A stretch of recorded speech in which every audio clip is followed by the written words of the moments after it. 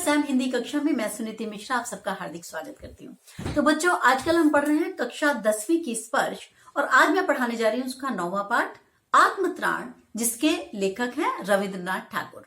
तो रविंद्रनाथ ठाकुर जी के से तो आप सभी अच्छे से परिचित हैं।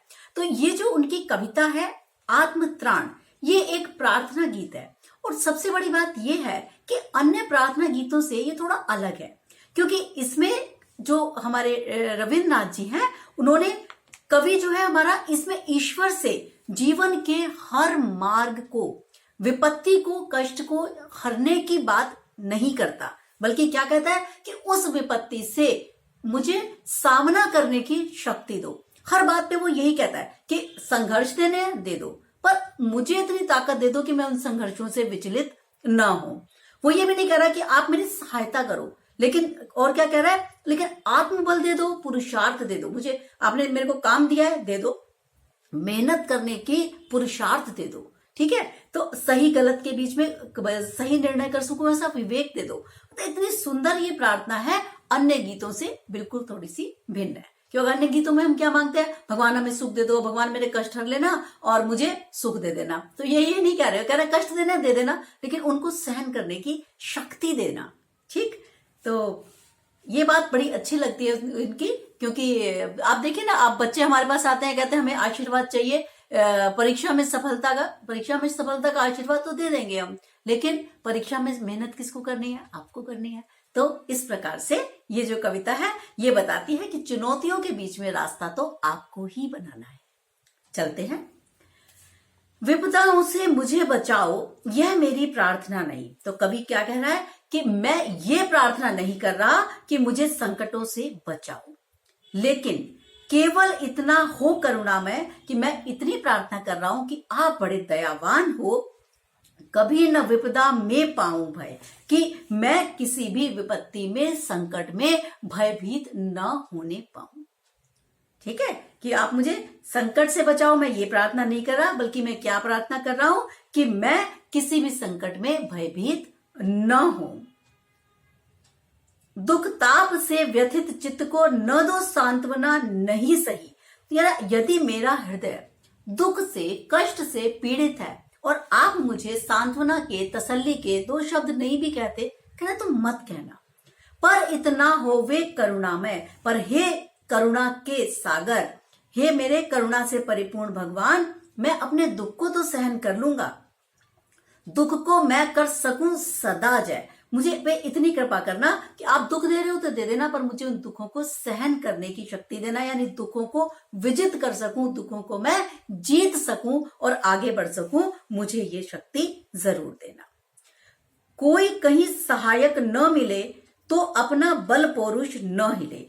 यदि मुझे मुसीबत में कोई सहायता करने वाला नहीं मिले, ठीक है, मैं विपत्ति में हूं, मैं चाहता हूं मेरी कोई मदद करे, पर मुझे कोई मदद करने वाला नहीं मिल रहा, कह रहा कोई बात नहीं, लेकिन मेरा अपना बल पौरुष न हिले, यानी मेरा अपना बल और पराक्रम कभी भी डावाडोल स्थिति में न आने पाए, यानी मेरे को अपने बल पे इतना ताकत से मैं उस संकट को जीत के आगे चला जाऊं।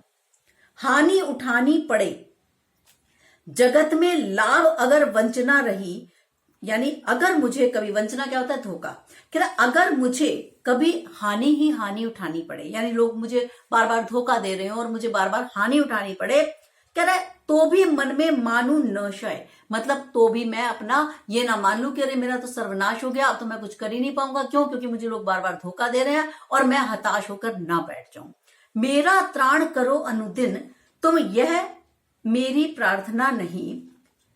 तो कह रहा है मेरा त्राण करो, मतलब मैं नहीं चाहता कि प्रतिदिन तुम हर संकट में मेरी रक्षा करो, मेरा बचाव करो, ये मेरा निवेदन नहीं है।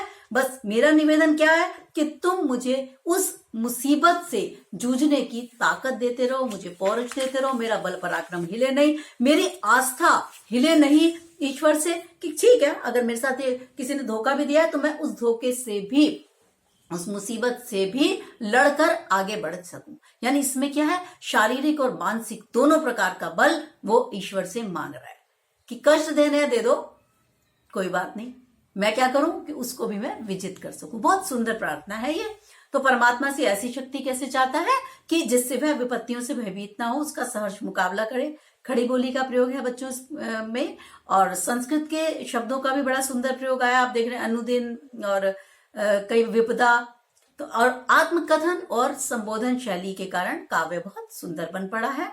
मुक्त छंद की रचना है और आस्थावादी व्यक्तित्व, जो कवि है उसका आस्थावादी व्यक्तित्व हमारे सामने आया है। बहुत अच्छी कविता है। आगे चलें। बस बस इतना हो वे करुणामय, तरने की हो शक्ति अनामय। अनामय माने रोग रहित।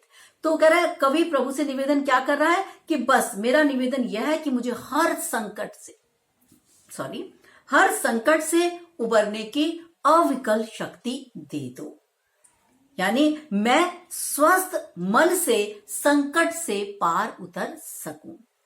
फिर कह रहा है मेरा भार अगर लघु करके न तो सांत्वना नहीं सही। कह रहा है मेरा भार यानी जो मेरा दुख है, अगर आप उसको कम नहीं कर सकते कोई बात नहीं, कम करके मुझे सांत्वना नहीं दे सकते, मुझे तसल्ली नहीं दे सकते, कोई समस्या नहीं, मत करो।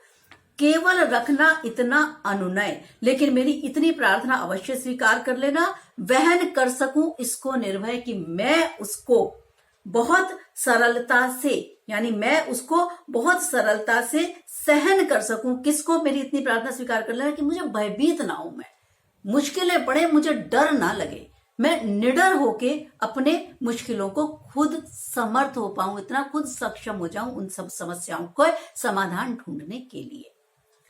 नतशिर होकर सुख के दिन में तव मुख पहचानू छिन छिन में।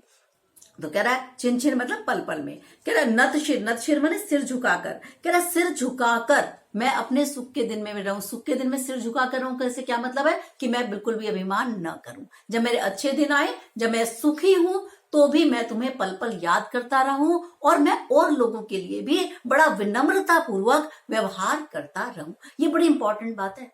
लोगों के पास जरा सी पावर, जरा सा पैसा, जरा सा पद आता है, घमंड के मारे पागल हो जाते हैं वो।